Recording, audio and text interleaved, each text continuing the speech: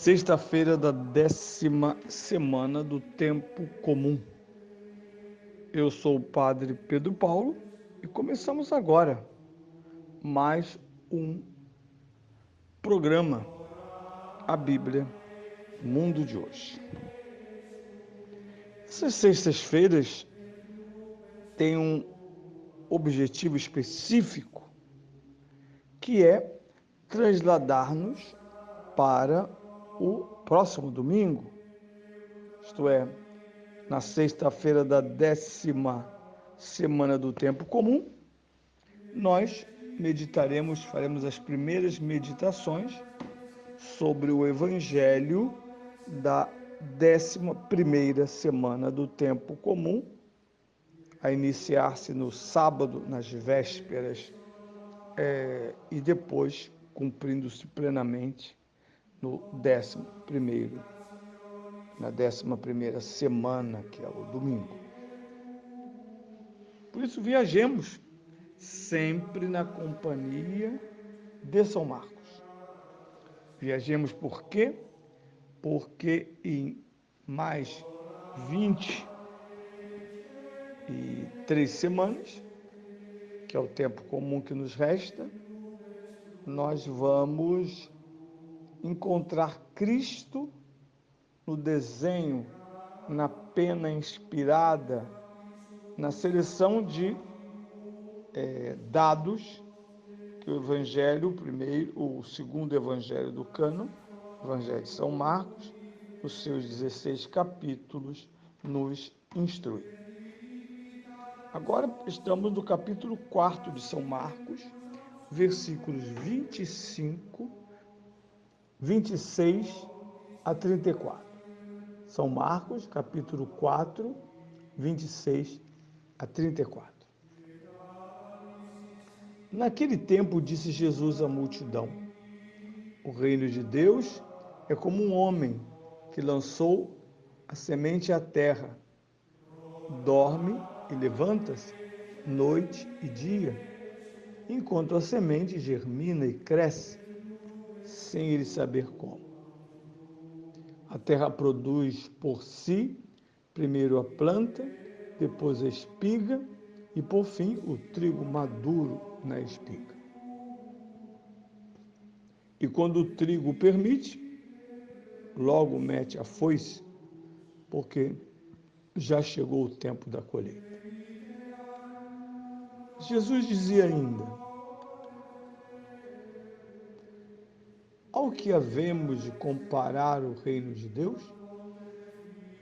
Em que parábola o havemos de apresentar?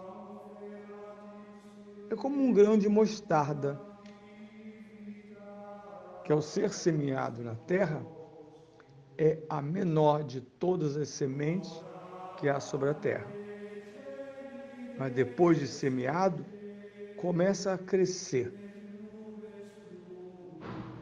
e torna-se a maior de todas as plantas da horta, estendendo de tal forma os seus ramos que as aves do céu podem abrigar-se à sua sombra. Jesus pregava-lhes a palavra de Deus com muitas parábolas como estas, conforme eram capazes de entender. E não lhes falava senão em parábolas, mas em particular, tudo explicava aos seus discípulos. Olha que bela imagem da forma da pregação de Jesus em São Marcos. Aliás, se algo nos chama atenção e é colocado em relevo nos evangelhos, sobretudo os sinóticos, São Mateus, São Marcos e São Lucas, é a vasta e detalhada apreensão do modus operandi de Jesus como pregador do reino. E o faz com palavras, e o faz com gestos, e o faz com os poderosos exorcismos. É assim que lemos. Portanto, no início desse evangelho, Jesus compara o reino de Deus ao plantio, à semeadura e à colheita agrícola. Inicialmente, sem usar a palavra mistério, que será usada em outra situação, Jesus insiste que a operatividade do reino é aquela de uma semente que,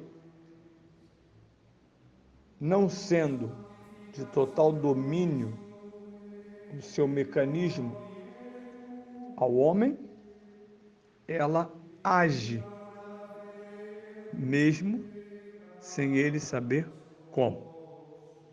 Então, não saiam atrás dessas profecias. A Igreja Católica vai acabar, a fé vai acabar. Não pense que o reino de Deus funciona assim e que eu posso medir simplesmente seu futuro através de índices adulterados e interessados na decadência da fé. O que é de objetivo nestas afirmações são provavelmente a declaração do ateísmo e da indiferença religiosa. Não creio que Deus exista, como também não frequento nenhuma religião. Os jovens de hoje gostam de se apresentar como independentes da religião. Primeiro, é engodo, não é verdade? Segundo, quando há uma cultura extra-socialista, marxista, comunista, ateia, que se difunde junto aos jovens, ela deseja e obtém um primeiro resultado. Um mundo sem religião é um mundo antigo, primitivo, arcaico, já que a religião representa um passo largo da evolução humana. Ao contrário do filósofo barbudo, que chama o cristianismo de alienação, de ópio do povo. O ópio era droga na moda no século XIX, fumar ópio. Ao contrário disso, a religião é um traço da evolução da consciência. Sabemos que as civilizações se formam, crescem e amadurecem quando elas têm, através do mito ou não, uma consciência transcendental. O homem deixa de ser só um animal inteligente, gregário, político, mas o homem também é um ser espiritual, capaz de produzir uma realidade que imite o símbolo, que traduza os mistérios e que possibilite a consciência pessoal e social de um povo o vislumbre de uma vida totalmente nova.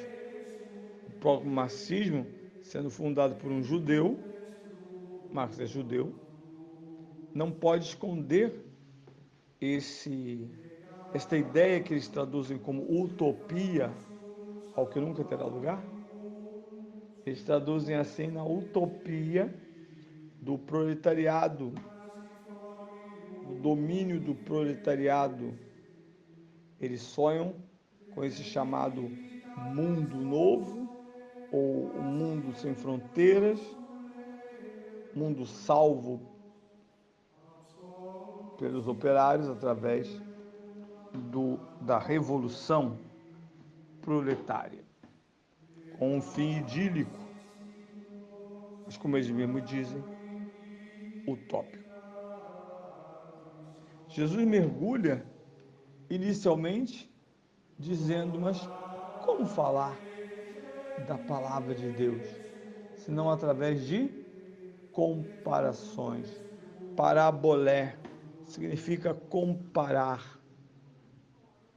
Dentro dessas comparações, nós temos a formação das figuras de linguagem, como, por exemplo, a metáfora, que é a comparação como forma de descrição. E é o que lemos no Evangelho desse domingo. E, obviamente, no tempo de Jesus, mas em parte hoje também, um mundo predominantemente agrário,